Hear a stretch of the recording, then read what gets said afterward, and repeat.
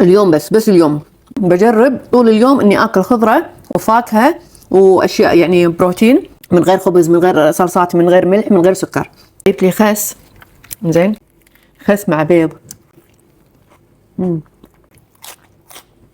مثلا لبنه، بطاط مفيوح ولبنه، صدقون لذيذ. البطاط هذا باكستاني،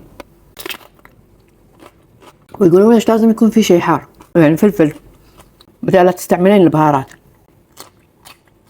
من صدقكم اكل فلفل حار ليش؟ زهرة فريش، احب اكل زهرة كذي. وهذا الجبن العجيب،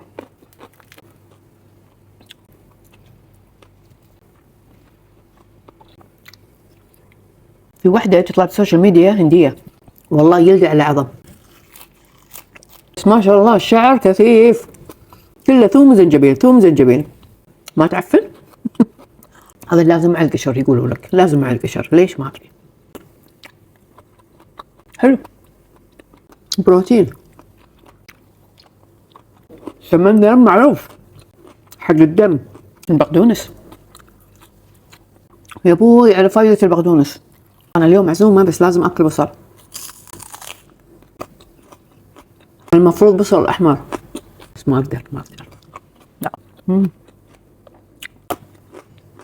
اذا ما تقدرين تحطين ملح تحطين ليمون.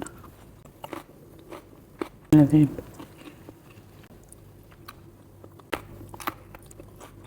اللي يحب الصلصة ياكل خيار مخلل، هذا عجيب.